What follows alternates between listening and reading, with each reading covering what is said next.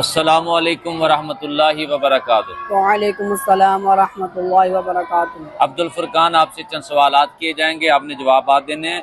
यहूदी और ईसाई उलमा सब कुछ जानते बूझते आखिरुज़्ज़मान नबी करीम सल्लल्लाहु अलैहि वसल्लम की नबूवत को मानने के लिए तैयार ना हुए, उसकी कोई एक वजह बता दें। ये लोग हसद की वजह से इनकार करते थे।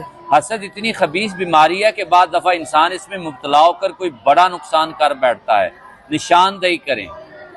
हसद बाज़ दफ़ा कुफर तक पहुंचा देता है। हारिस बिन सवैद अंसारी कुफार के साथ जा मिले, लेकिन जब नदामत हुई कि ये मैंने क्या कर दिया, उसके बाद आपने क्या हल सोचा? उन्होंने वापसी इस्लाम में आने के लिए तौबा की कबूलियत का सवाल किया तो अल्लाह पाक ने उनकी वापसी पर और उनकी तौबा के कबूल होने पर सूरह आले इमरान की आयत नंबर 99 नाजिल फरमाई।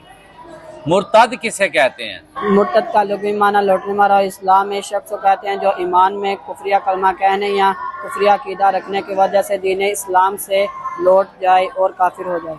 मुर्तद के बारे में शरीयत का हुक्म वाज़े करें। इसको वापस इस्लाम की तरफ दावत दी जाएगी और 3 दिन इसको दावत दी जाएगी। अगर कबूल कर ले तो आज़ाद, वरना इसको कत्ल किया जाएगा। क्या इर्तिदाद के बाद तौबा की जा सकती है? जी हाँ, तौबा की जा सकती है। अगर औरत मुर्तद हो जाए तो क्या उसे भी कत्ल किया जाएगा? जी नहीं, उसको उम्र कैद की सजा दी जाएगी।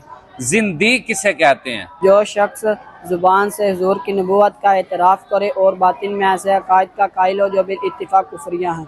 जिंदीक वाजिबुल कत्ल है, वो क्यों? एक तो मुसलमान कहलाने के बावजूद वह कुफरिया अकीदा रखता है, दूसरा ना सिर्फ वो इस कुफरिया अकीदे की तरवीज करता है बल्कि इस गलत अकीदे को सही दिखाने की कोशिश भी करता है। मुल्हिद किसे कहते हैं? जो ज़ाहिरी तौर पर कुरान की आयत पर ईमान का दावा करे मगर उनके मानी अपनी तरफ से इस तरह गढ़े कि कुरान का मकसद ही उल्ट हो जाए।